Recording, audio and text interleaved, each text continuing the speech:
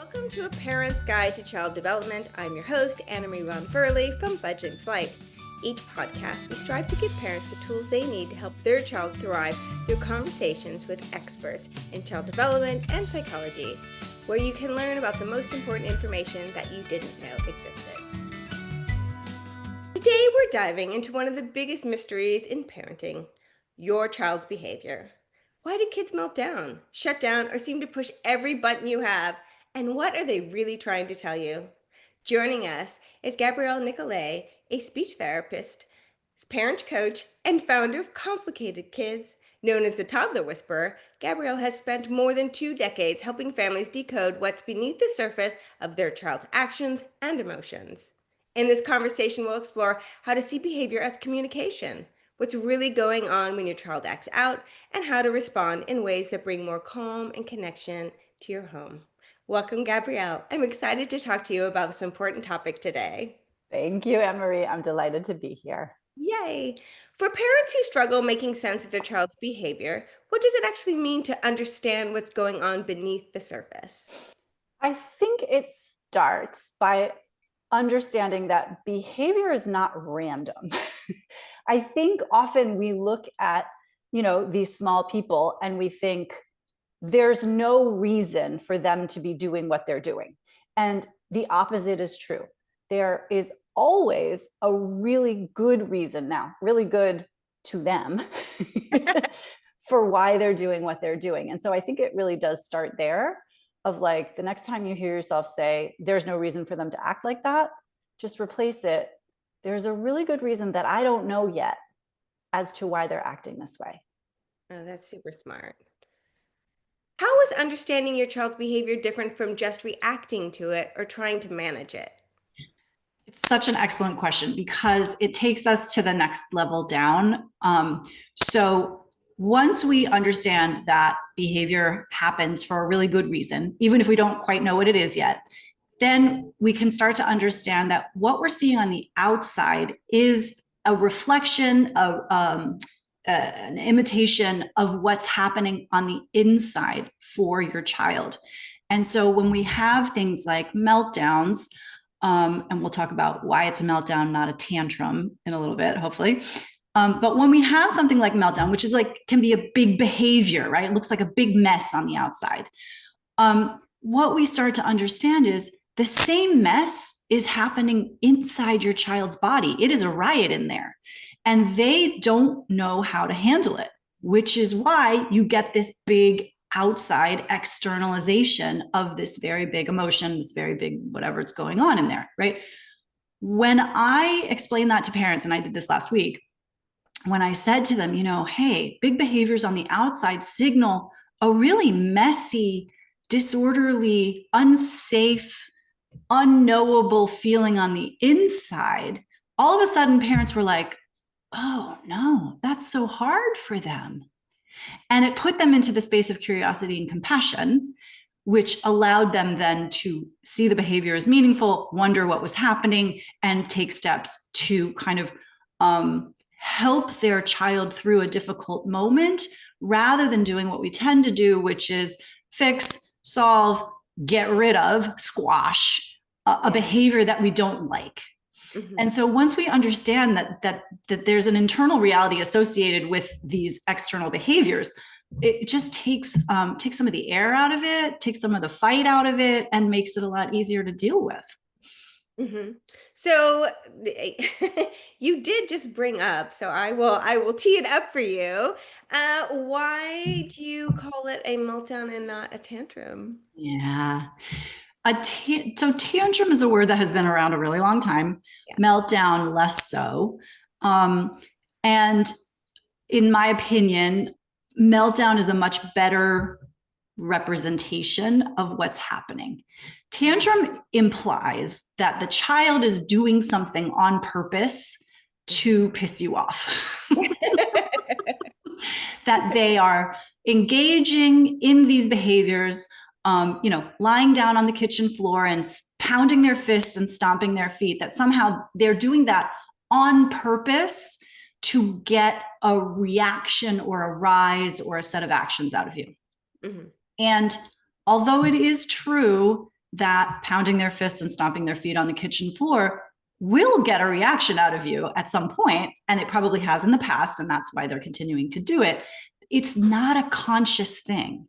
This is not a, I don't like that my parent is not giving me ice cream for dinner. Therefore, I shall get on the floor and pound my fists until they do. That's not how it works. The way it works is I am feeling so upset about the fact that I cannot have ice cream for dinner. This feels like the end of the world to me. So that's the internal reality, right? And it feels like my whole world is going to end if I don't get ice cream for dinner. Now, just pause for a second. The fact that that's not objective reality, put that in air quotes too, it does not matter. Right? This is your child's experience. Your child is experiencing the end of the world when we tell them they can't have ice cream for dinner. And the associated behavior on the outside proceeds from that. The meltdown is a direct result of the world ending for them. Even though, of course, the world is not ending and they're very safe and they have loving parents who do their best and who make really good decisions for them, like not giving them ice cream for dinner. While you were talking, I had this visualization of like a giant tidal wave and someone being like swept up in a tidal wave, and you can't really control your body in the tidal wave. So you're just sort of being knocked around. And then eventually you just like wash up on shore. And then, you know, you're not controlled by this giant tidal wave. I don't know if that's the right analogy, but that was what I was visualizing as you were talking. It's 1,000,000,000% the right analogy. Yes, it is like a tidal wave in which even if you tried to exercise control, so even if, okay, now let's add something to this analogy. Even if there was a lifeboat near you, the lifeboat cannot get to you because the tidal wave is too big. Yeah. And you don't have control over your limbs because the tidal wave is too big. Yeah, yeah.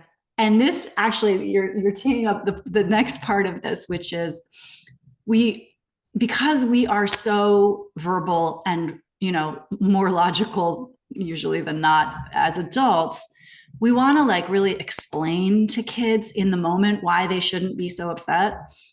And we'll just go with this ice cream for dinner, right? We really want them to understand that it's important to have a good diet and that I'm making a really good decision for you. And you should like thank me for that. And you should be grateful and say, thanks, Mom. I'm so happy you're making me eat broccoli instead of ice cream. Said no child ever in the history of the world. Right? And why is that? It's because they don't have the brain capacity to go there with us. And so when we try to go there with them in the middle of a meltdown, it's literally falling on deaf ears. And there's some really interesting research on what frequencies brains can register when they're in this meltdown shutdown mode. And it turns out they're filtering out most of the speech frequencies because those are not relevant in an emergency. Huh. Yeah. Yeah, I've heard of it discussed as like the lizard brain, that a primitive brain kicks in and just it's a fight or flight kind of situation, and there's no inputs are coming in a way that it would be helpful. And like it's exactly right? Tunnel vision, brute strength. That's where you get like the hitting and the flailing and all of that. I mean, it is getting ready to outrun the tiger. And yeah, Dan Siegel has a great hand brain model that I would encourage people to check out. It's very, it just makes it really salient and clear. And he's a brilliant child development person. Awesome. So can you share some everyday examples of what it looks like when a parent truly understands what their child's behavior is communicating? Yeah. Let's take a visit to the grocery store. Everybody's favorite thing. Okay. Usually what happens is we're rushed. We know we have to go to the store. We haven't had time to make a list, and we throw people in the car and we say, we have to go to the store and be good. And inevitably what happens is we're going to see something that we want at the grocery store. And we're going to ask for it 100 million times until our parent gives it to us. And that might still happen in the next scenario I'm about to describe, which would be, hey, we have to go to the store. So a little bit of previewing. We are only going to get things on the list. And here's the list. And if you've got a reader, that's really great. And if you've got somebody who doesn't read, that's okay too. Give them a piece of paper with some words on it or a picture. You can help me get the things that we need. So you're enlisting their better angels to be a part of the process. This is not something that's happening to them. It's something they get to do with you. Okay. Again, this whole scenario that I'm about to describe assumes that it's about 10 o'clock on a Saturday where people have slept, eaten, pooped, and maybe been outside for a little bit already. Okay. So we're setting it up in advance. Here's what's going to happen. Oh, and by the way, when we're done at the grocery store, we're going to go to the park, or we're going to play Legos, or we're going to have the thing that you want, right? So we're setting up what has to be done with what you want so that you have some skin in the game. That's before. And then during, we're doing the same thing. I want Cheerios. I want whatever. They probably don't want Cheerios. They have Cheerios all the time. Whatever they're seeing, this is a very important part. If you do nothing else, do this. Yes, you want the Apple Jacks, and that's not on our list today. So getting to a yes right away, validating, yes, and not but and. So it's both, right? It's like, you really want that, and we're not getting it. So that's the validation plus boundary formula that I teach parents. And it's, when you get good at using it, it's very, very effective. So that's the during part. And then after, you can thank them. Thank you so much for your help today. It was really hard to walk past those Apple Jacks and not get them, and you did so great. Maybe we'll put Apple Jacks on the list for next time, or whatever. Let's go do something fun. Doesn't matter. Right. But it's the before, during, and after, how we're teeing up that event that can really impact how it goes, rather than be good at the store. Very non-specific. Like, what does that even mean? I don't even know what that means. And it's vague, and kids don't know. They try to be good until they can't anymore, and then they just can't, and then they lose it. Part of this, though, that is a little bit of questioning our choices, which is, if I know that every time I go to the grocery store, it's a big fat battle, maybe I'm going to do Instacart this week. Right? Maybe I'm going to get a babysitter so that I can go to the grocery store in peace. Leave my kid with a neighbor. Again, there are, umpteen million ways to get this done without forcing the issue of like, no, my kid has to learn. They will learn. Have confidence that they will learn, and that now is not the time for them to learn. It's okay. Yeah. So what's happening in a child's brain when a parent takes the time to understand their behavior versus when the behavior is just corrected or dismissed? Ooh, think of a tug of a rope. That's the tug of war. So children's jobs are to pull on the rope and see what they get. And if they get a real sharp tug back, they're going to pull again. And they're going to pull again and again and again, because children are little scientists. They are learning. I mean, it sounds a little bit funny to say, but I like to think about it this way. They just got here. They barely know the rules of gravity. Like, how are we expecting them to know the rules of a grocery store or of basic human interaction? Like, they've got to learn these things. And so if they perceive a tug back on the rope, they're going to pull. If we drop the rope and they pull and they're like, nothing here, let me find something else. I'm not sure I answered your question specifically. We could talk about it a little bit more, but that was the image that came to mind. Well, I think that, analogies are just as effective as scientific explanations about what's actually going on in there. So more understandable to most people. So, so how does understanding a child's behavior support their emotional growth and ability to regulate themselves? Woo! I am so glad you asked me this question. Okay, let's take a look back at this. Okay, mommy, I want ice cream for dinner. Like, again, we're saying simple, but extrapolate. You have these things happen every day with young children, especially with teenagers too, right? I want to tell you another story about that in a second, about teens. Mommy, I want ice cream for dinner. Now, if we go at it and tug on that rope, no, you can't have ice cream for dinner.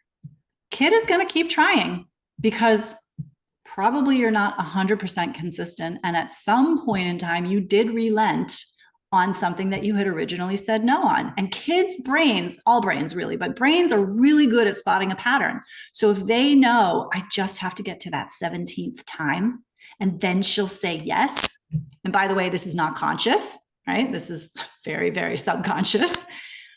They're going to keep trying and keep trying and keep trying. And particularly if we've been really inconsistent, like Tuesday, I said, no, no, yes. Wednesday, I said, yes. Thursday, I said, no, no, no, no, no, no, no, no, no, no, no. Okay, fine. I'm going to always try because sometimes I get results. And that's called intermittent reinforcement. That's a well-known behavioral kind of thing that's studied. And we cannot reduce it just to behavioral explanations. So there's this, you asked about the emotional component. When we dismiss, override, ridicule, minimize a child's desires, perceived need, call it, right, for ice cream at dinner. And this is, again, I love this example because it's so simple and so basic, and yet you can take it all the way up. When we dismiss that need, we are saying to them, your emotions don't matter. The things that you care about don't matter. You don't matter. And that, actually, I'm having a little bit of an internal reaction to that myself because I'm like, whoa, is that really happening? Yes, that is really happening. And when that happens to you throughout your life, when you are gaslit like that by your parents, especially, and by the adults who are supposed to be taking care of you and nurturing you and helping you be in the world and feel your feelings, then you get a trauma response over time. And if you're highly sensitive or you have a diagnosis of any kind, that effect is compounded because you're feeling that, X times as much and X times as often. And so it has a big impact.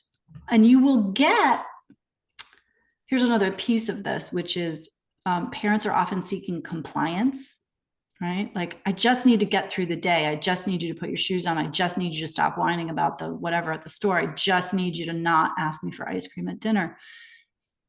And if we get loud enough and big enough and screamy enough, we can get compliance eventually with most kids. Not all of them, but most of them. But compliance is it can be its own trauma response, right? It's like, oh, you're not reliable to take care of my needs. Therefore, I will armor up, turtle up, go inside. And what looks like obedience and compliance is actually isolation, is actually, again, like a freeze response. Mm-hmm. Which is stressful. It's really stressful on a nervous system to be in that state. Yeah. Are there certain ages or developmental stages when it's especially important for parents to focus on understanding what their child's behavior is really telling them? I think it's important at all ages and stages. I will say things get a lot easier later if you do the heavy lifting earlier. So, right, this is a practice that in the best case scenario is cultivated basically from birth. There's a caveat here though, because I see too many parents of 2s and 3s and 4-year-olds trying to talk about emotions with their kids at a developmental stage where that's actually not appropriate, where it's more stressful for the kid to have to verbalize how they feel than just have the adult hold space for that emotion. And let's talk about what that means, because that's a phrase that people use and like we have to talk about it. But allowing them, here's what I mean by holding space, allowing them to have that emotion and not being fazed or bothered by it, and framing it in a way that makes sense to your child. So, right, kid falls down on the sidewalk. This is a classic example. I see people do this all the time. New walker, right, falls down, boom, flat, starts to cry. I've seen lots of parents do, you're okay, you're okay. My father-in-law once clapped for my 18-month-old son who had fallen down on the sidewalk. I was like, oh no, we're not doing that. Right? Like, and it was well-intended. He wanted my son to be okay. And in that moment, my son was not okay. He was scared and surprised and a little bit hurt. So my point here is when that happens to an 18-month-old, 2, 3, 4-year-old, you're better off naming and framing the experience and the emotions associated than asking your child what's wrong or what happened or why are you crying. So in the case of my 18-month-old son who had fallen down, I went over to him. I said, oh, you fell down. You might be surprised and a little bit scared and a little bit hurt. Does anything hurt? And he showed me his hands, rubbed them off. No blood. That hurt a little bit. When we describe what happened in an experience that they don't know how to understand, now we've taken all the angst out of it. We've removed anxiety from the equation. Like, is this normal? Should this have happened? My grown-up is clapping, but I feel terrible. That doesn't square. Right? And so it's a form of validation, but also of education about what's happening internally when we have these big feelings. And you can still hold a boundary. Yeah.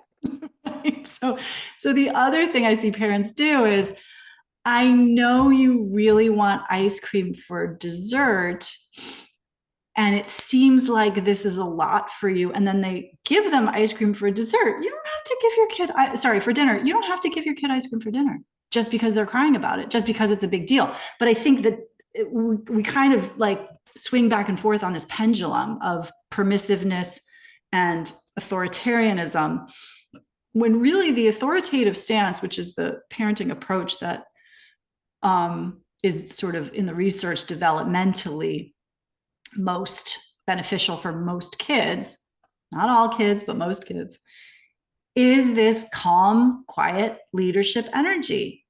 This happened, it's hard, and we can still proceed. Yeah. It's I've got you energy, right? Yeah. No matter what happens, I've got you. Yeah.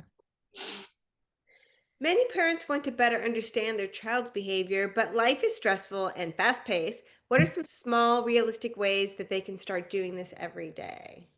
Ooh. Take a hard look at your calendar and at your kids' calendar, and just make sure that everything on there is really necessary. A 3-year-old doesn't need to be in soccer. If they like it, great, fine. Your 4-year-old doesn't need to have an activity every day. Even your 5-year-old doesn't need an activity, 6, 7, 8, 9, whatever. It's not about like, well, a 5-year-old should blah, blah, blah. What about yours? What's the right schedule for your family, for your child? I think that's number one.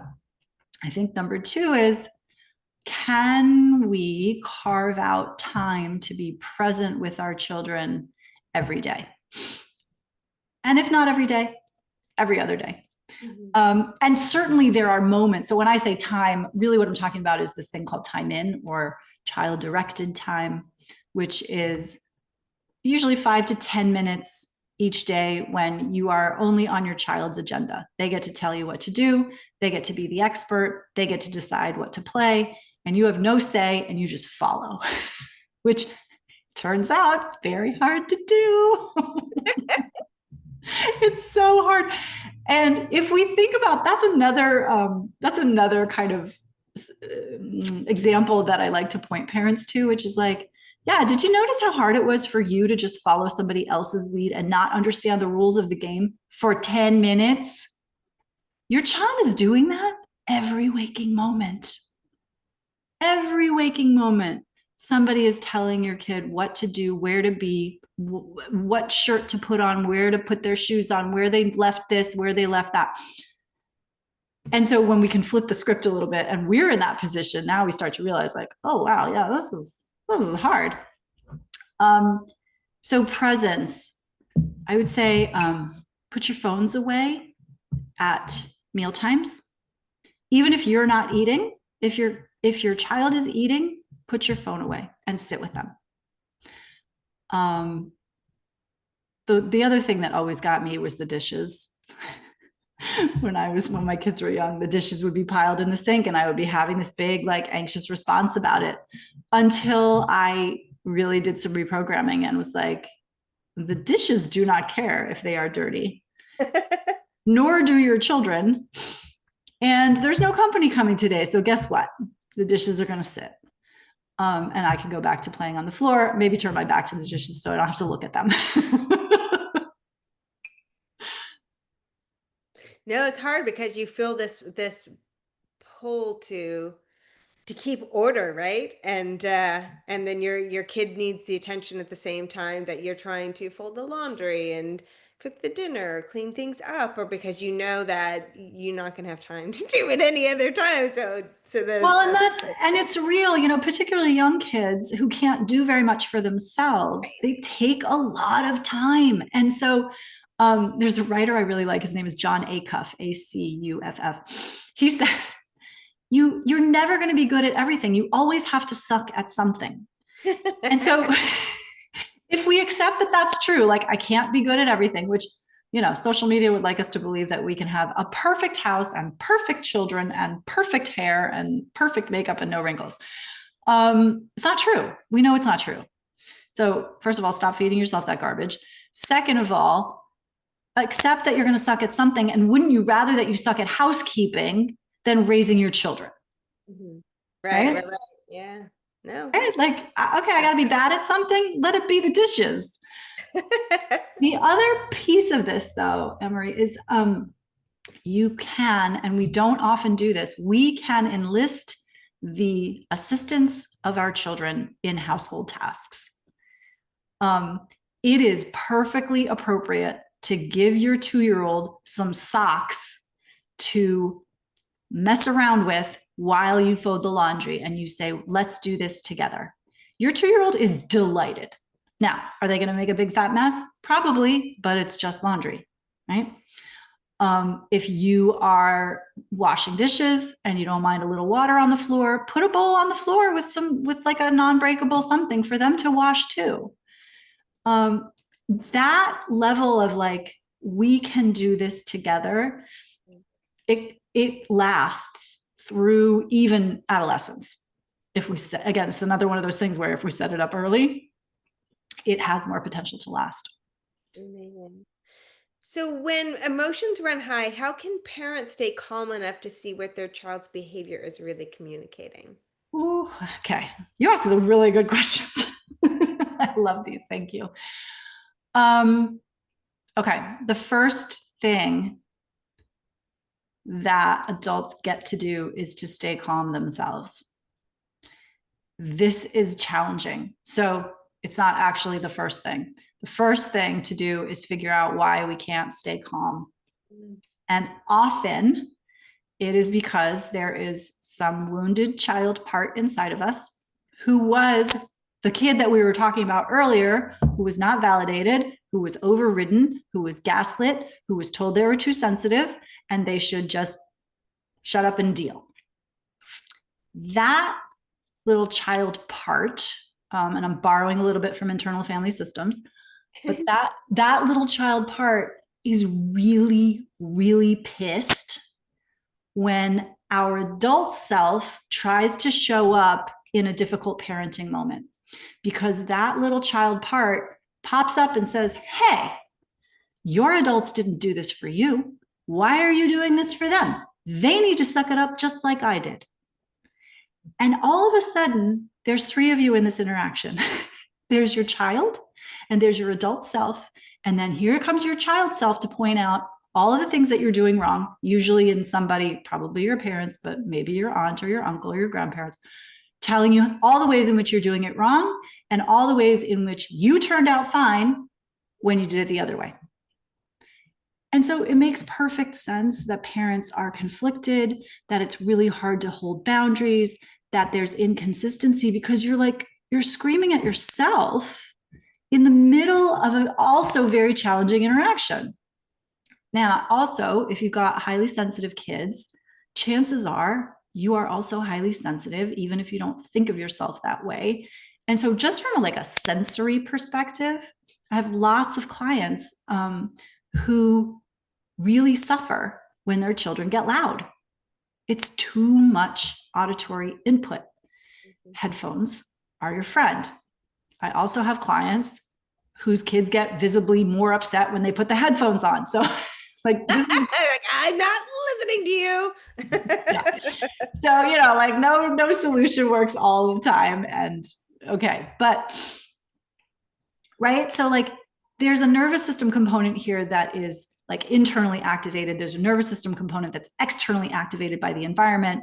And then there's the parenting work that you're trying to do, and you've watched the videos and you've listened to the podcast and you're like, this should work. I'm saying the thing. And it's just not, and that's okay. Because I think the other piece of this puzzle is self-compassion, and understanding that we didn't learn this stuff as kids. Emotional literacy was not a thing certainly not when I was a child. I think more so now. And so we're not good at this. It's okay. Our children are making sure that we're going to get good at it. Mm-hmm, mm-hmm. Okay? What are some common situations that parents might misinterpret what their child is actually trying to express? There's a phrase, attention seeking. Mm.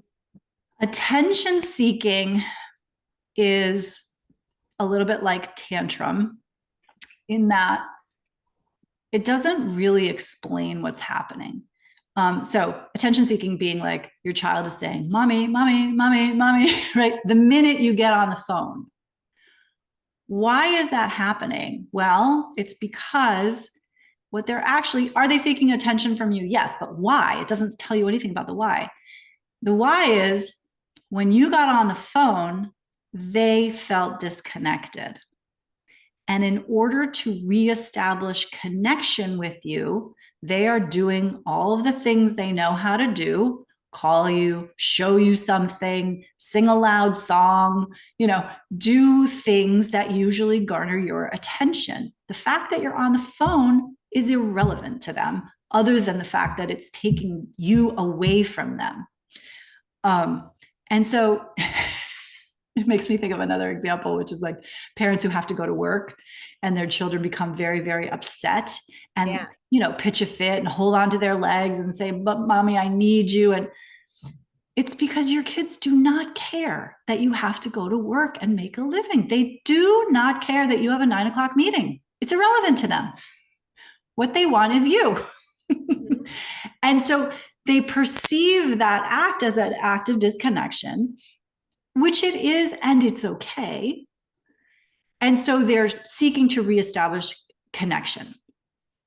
The thing that I was saying earlier about child-directed time or time in, where we're fully available and present with our child on their agenda, is it can be considered a little bit of inoculation against disconnection. It's proactively demonstrating to our kids, hey, I'm connected with you. I like connecting with you.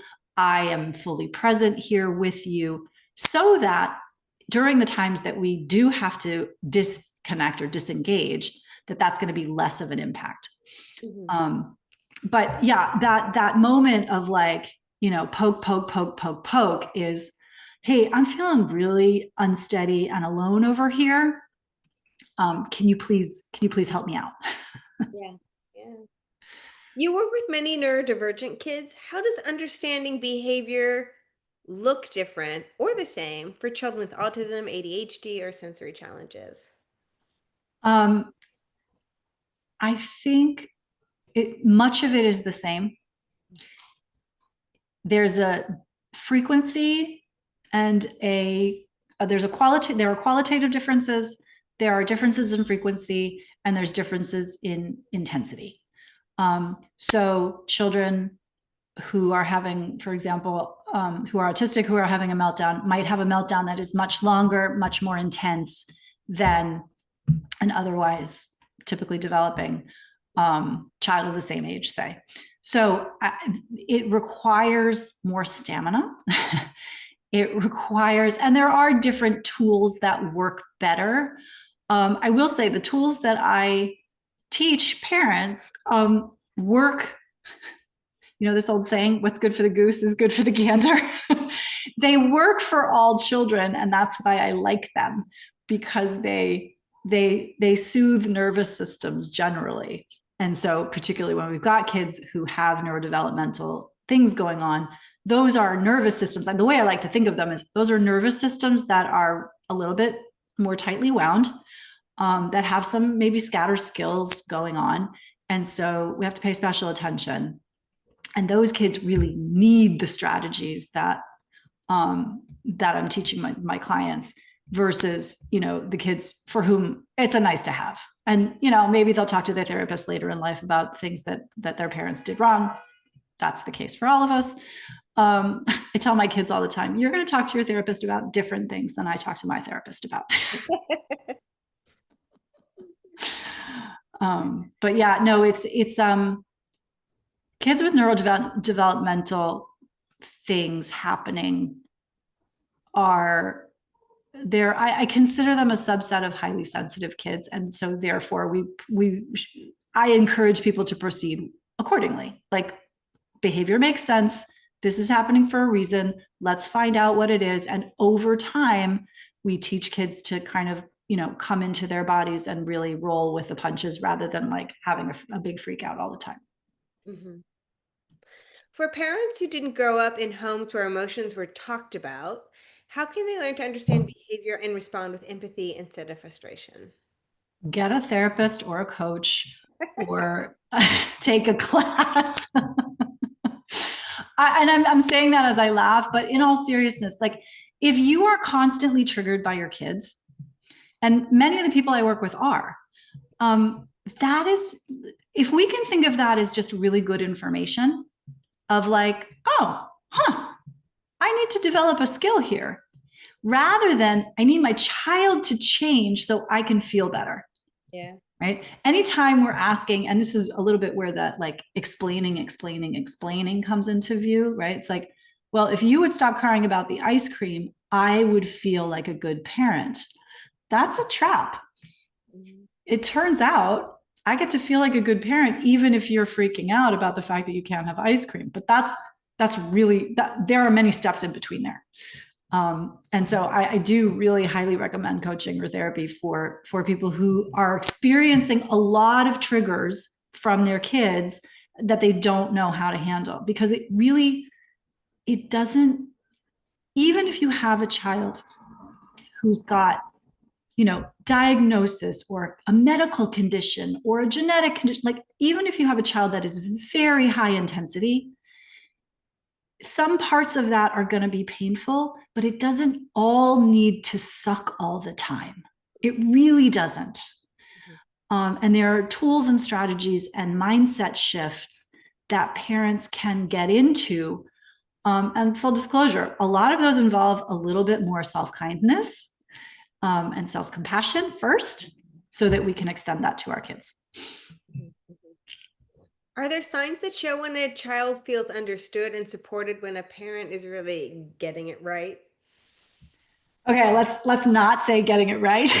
I like that you put it in When a quotes. parent Yeah. is trying their best. Yeah. Yeah, there are. So let's take the meltdown for a second, because the sign that the parent is getting it right, we'll just stick with it because whatever, is that here's the sign that you're getting it right during a meltdown is when you stay calm. That's your sign. The strategies work when you stay calm.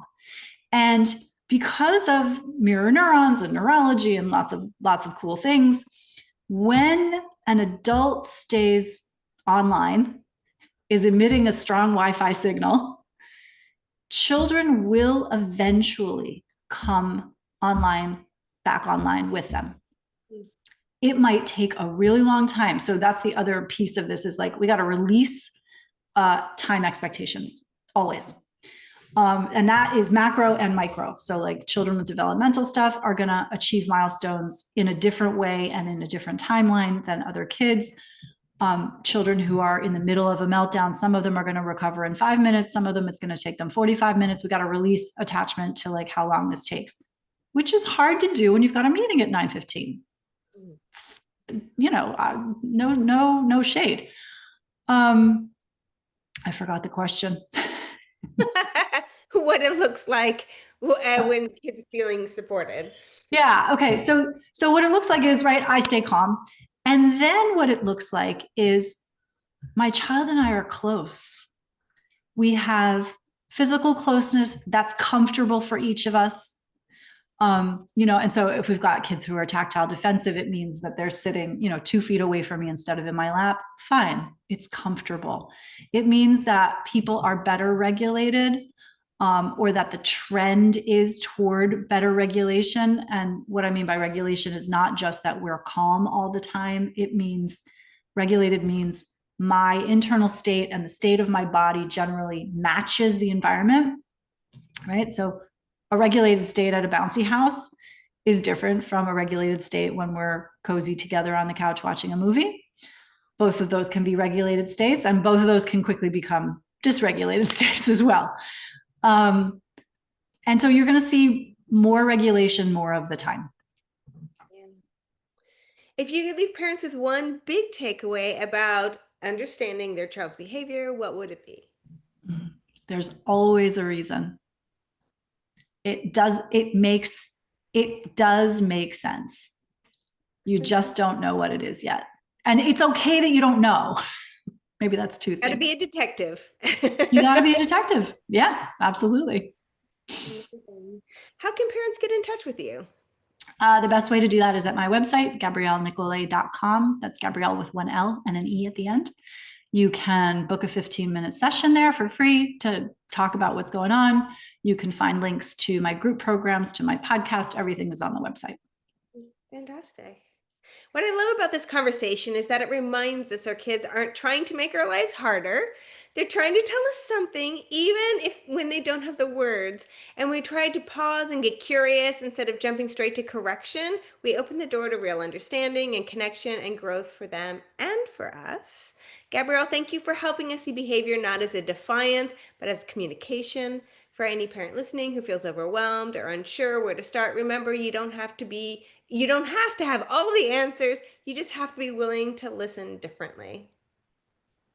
Yay. All right. Thanks for tuning into A Parent's Guide to Child Development, where we decode milestones, demystify meltdowns, and occasionally question whether goldfish crackers count as a food group. Spoiler, they do.